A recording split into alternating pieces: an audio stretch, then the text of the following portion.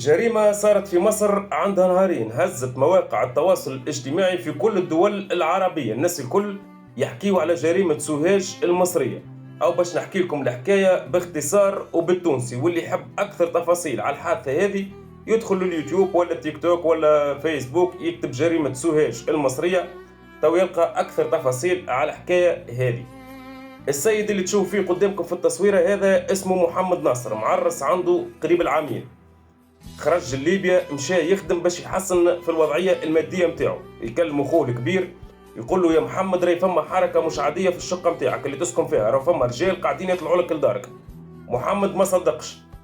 بعد بنهارين يكلموا واحد صاحبه يحكي له نفس الحكايه، يقول له: يا محمد، راهي فما حركه مش عاديه في الدار نتاعك، راني معناتها نتعدى من غادره ونشوف رجال قاعدين يطلعوا لدارك. نفس الحكايه، ما صدقش. بعد بمده انتشروا فيديوهات في الحي اللي يسكن فيه هو المرته وهي تخون فيه مع زوج رجال. صاحب محمد هذا اللي يكلمه بالتليفون يبعث له الفيديوهات، قال له: يا محمد، هاي الحكايه اللي حكيتها لك راهي طلعت صحيحه، تفرج خويا عامل فيديوهات. محمد يلقى مرته تخون فيه مع زوج رجال، يهز روحه في نفس اللحظه اللي تفرج فيها في الفيديوهات، ياخذ الطياره وينزل لمصر.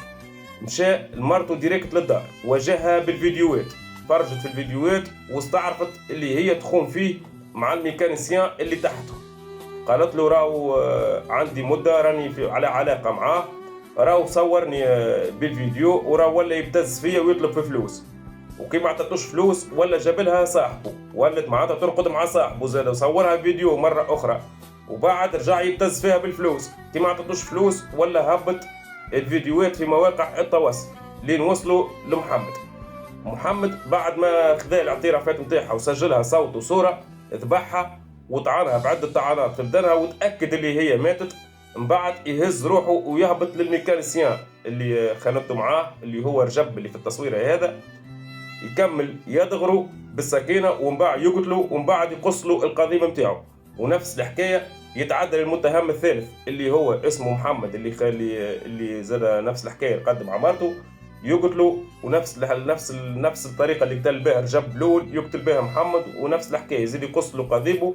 ومن بعد يخرج للشارع يجري ويعيط ويقول لهم: انا انتقمت للشرف نتاعي وجيبوا لي الامن. تم ايقاف محمد، هزوه سلم روحه الامن، هزوه محمد تو ينتظر المحاكمه.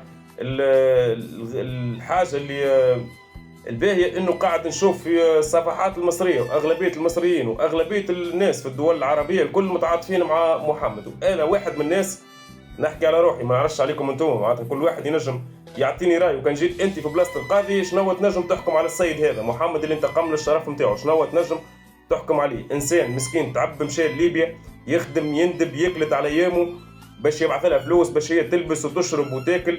من بعد الفلوس اللي يبعث لها فيهم هي قاعده تخون فيه، معناتها ما بتصرف فيهم على رجال اخرين، قاعد تصرف الفلوس على واحد اخر.